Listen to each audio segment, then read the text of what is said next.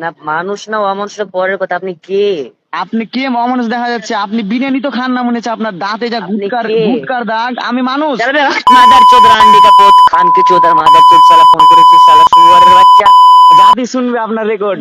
কিয়ামতের মাঠে যেদিন হাহাকার করবে, সেই কিয়ামতের মাঠ যেদিন মা তার সন্তানকে ফেলে রেখে চলে যাবে, সেই দিনে আল্লাহ সুবহানাহু ওয়া তাআলা তিন শ্রেণীর মানুষ দিয়ে জাহান্নাম উদ্বোধন করবে।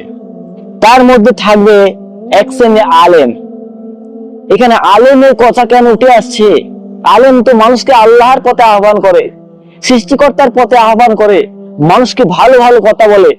তাহলে আলেম দিয়ে কেন সেদিন জাহান্নাম উদ্বোধন করা হবে? কি কারণে?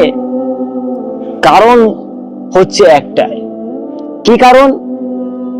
সেদিন আল্লাহ সুবহানাহু ওয়া তাআলা তিন শ্রেণীর মধ্যে প্রথম আলেমকে কাঠগড়ার মাঠে বা সে কিয়ামতের মাঠে আনবেন এবং বলবেন যে আমি তোমাকে যে জ্ঞান দিয়েছিলাম, যে বিবেক দিয়েছিলাম, যে ইসলামিক জ্ঞান দিয়েছিলাম, তার মাধ্যমে তুমি কি করেছো?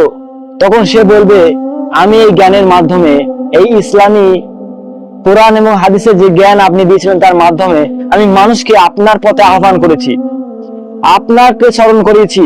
তখন আল্লাহ সুবহানাহু ওয়া তাআলা বলবেন যে তুমি মিথ্যা বলছো, তুমি এই জন্য কোরআন এবং হাদিসের জ্ঞান অর্জন করেছিলে, এই ইসলামিক শিক্ষা এই জন্য অর্জন করেছিলে যাতে মানুষ তোমাকে বাহবা দেয়, যাতে তুমি ফেমাস হতে পারো মানুষের কাছে, মানুষ তোমাকে আলেম বলে, যাতে মানুষ তোমাকে আলেম বলে এবং সমাজের বুকে এই ইসলামকে কাজে লাগিয়ে, ধর্মকে কাজে লাগিয়ে নিজের পেট চালানো যায়। এবং তোমার উদ্দেশ্য একটাই ছিল দুনিয়া অর্জন।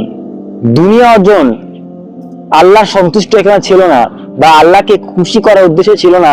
তোমার নিয়ত ছিল খারাপ, তোমার নিয়ত ছিল দুনিয়া। দুনিয়া উদ্দেশ্যের জন্য তুমি আলেম হয়েছিলে বা এই কোরআন এবং হাদিসের জ্ঞান অর্জন করেছিলে। এই জন্য তোমাকে জাহান্নামে প্রথম পাঠানো হবে।